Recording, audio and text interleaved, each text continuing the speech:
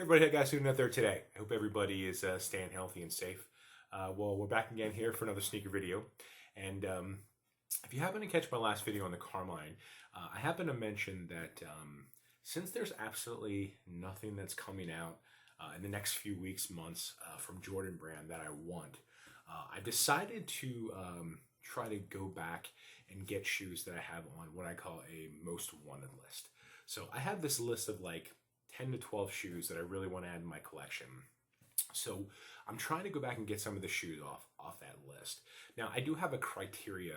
I want the shoe to be like, maybe released maybe within like the last 5 to 6 years, and be a decent price. Like I'm not going to spend a ton of money on a shoe that, that could potentially be released within the next year, 2 or 3. So if it's a good price and within that time frame, I'm going to pick it up. So I was able to pick up 2 of those shoes off of eBay, and I'm going to show you the one today, and the other one I'm still waiting on. But this particular shoe, I got lucky. I normally don't like doing the auction feature, but I happened to go on there and was messing around, was bored, and I happened to find this shoe on there, and it was an auction, and the time was running out. I think there was only like maybe 30 minutes left in the auction, and at the time there was only one bid. And the bid was a really good price compared to what these shoes are going for on like say StockX or GOAT. The other thing is the shoe did not have a box, so it was a brand new shoe without a box. And maybe that's why people didn't bid on it, I don't know. But anyway, I put a bid in and surprisingly ended up winning. And I actually got the shoe for not much more than it retailed for when it originally came out. So I was really happy about that. But this shoe, when it came out, I don't think it was really all that hyped, or I don't think it was really sought after from what I can remember. I have a feeling that the shoe sat, but I don't really care. For me, I buy what I like, and I'm really all about trying to get the original colorways, and that's what this one is. So without further ado, what I picked up was the Jordan 3 in the true blue colorway. Now, like I mentioned, this is an original colorway. It's one of the 4 original colorways on the Jordan 3 back in 1988. What I'd like to do at some point down the road is I'd like to get all 4 of the original colorways. So I have 2 now. I have the true blue and I have the black cement. So I just need to get the fire red and the white cement when they finally release here, or re-retro, hopefully in the next couple of years. But I really like this shoe. I've actually been looking for this shoe for a few years now, and I either would pass on it or I'd find something else that I wanted more, and I kind of just let it go. But in this case, like I said, since there's absolutely nothing coming out from Jordan brand that I want, I've decided to kind of go back and look. So I did find this, and I got a pretty good deal on it. Overall, I'm pretty happy with the shoe. I think it looks great. My only complaint is that I bought it from somebody who must have been a smoker, and the shoe smells like cigarettes, which kind of ticks me off, but at the same time, what can you do? You can see the pictures of the shoe online, but you can't technically, smell them. But now, if you watched my last video on the Carmine, I did show you guys that the eBay authentication program. Now, this was the second shoe I had go through that program. This one did get here quicker. So the Carmine took about 3 weeks to get here. This one took 2. And this actually was just authenticated the other day, and it got to me today. So it was like, FedEx must overnight it once they get authenticated. But anyway, I want to show you guys a closer look at the shoe, see what you guys think, and we'll go from there. The True Blue 3 is one of the 4 original colorways that released back in 1988. However, it was the only one MJ did not wear during the season. I'm assuming it's due to the fact that the colorway didn't quite match up with the Bulls' uniforms. However, he did wear the shoe in a game back in 1988 between the stars of the NBA versus the Men's USA basketball team. He did bring the shoe back, though, when he came out of retirement for the second time to play for the Washington Wizards. I actually remember watching a Wizards game back then, and I saw him wearing the shoe, and I went nuts. I thought it was awesome they brought out a new colorway of the 3 from the play-in. And then I found out it was one of the originals. Not my finest moment. Even Kobe Bryant laced up the True Blue 3 for an All-Star game back in 2003. Now, this shoe has been retroed 4 times.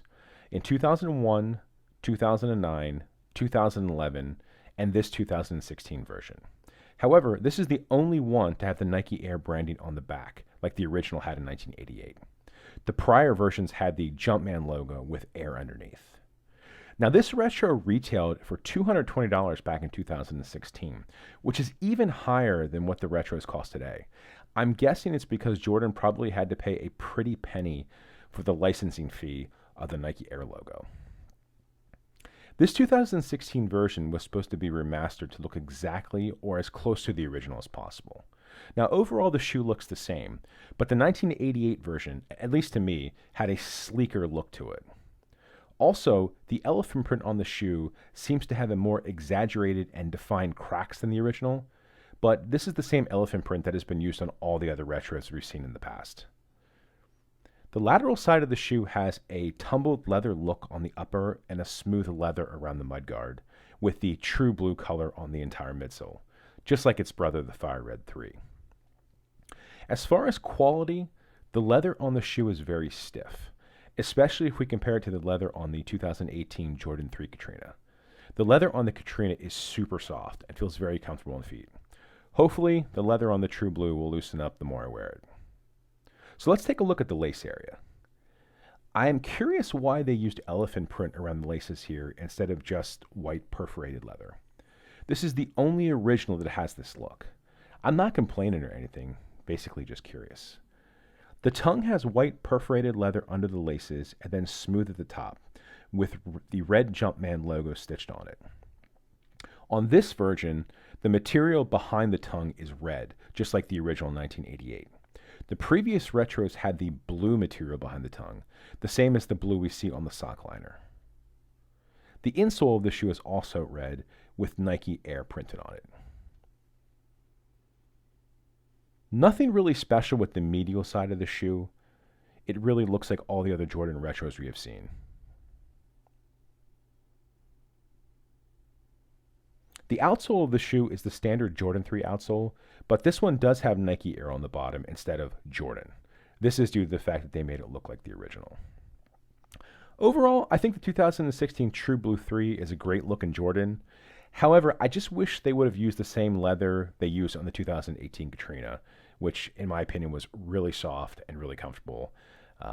Hopefully, like I said, over time, the leather on this one will loosen up. All right, guys, so that was a closer look at the Jordan 3 in the True Blue colorway. Now, like I said, I really like this shoe a lot, and I will wear this. I plan on wearing this shoe. However, if someone out there watches this video and is a fan of this shoe and wants to buy it, I would say hold off. The leather on this shoe is very stiff, and I just think that sooner or later, maybe within like the next 2, maybe 3 years, this shoe will probably re-retro again, and hopefully it will re-retro with some really good materials, and hopefully when it does, we'll have the Nike Air on the back too. I don't know if we will. This is the first time that this one had Nike Air on the back since 1988, so I don't know. I'd hope it would, but like I said, I would just wait. I mean, I'm an impatient person. If I want something, I just go out and get it. But the prices on these shoes are really high right now. I think my size on StockX is like going for $375, which there's no way I'm paying that, and there's no way I paid anywhere near that when I got this one off of eBay. So, at the end of the day, it's your money and you can do exactly what you want to do, but I would probably just wait unless you get a really good deal. Or if you can find like a used pair that's only been worn like a few times and still looks really good, maybe try that. But I would not try to buy this off of like a StockX or a Goat Dead Stock. I mean, I would just wait. However, like I said, I'm impatient and I just kind of go after it. But that's just my opinion. You guys can do whatever you want. And please buy what you like. Like I said, I don't think this one is a very hyped one. I don't know if many people like this one, but I do. And I think it's a really cool looking shoe, and I'm really happy to have it in my collection. So anyway, I want to finish the video here. I want to thank you guys a lot for watching. I really appreciate it. Please stay tuned. Like I said, I am waiting on one more shoe to get here, and hopefully it'll be coming here hopefully next week, and we'll take a look at that one too. So anyway, thanks again for watching. I really appreciate it. I hope you guys have a great rest of your day. Take care.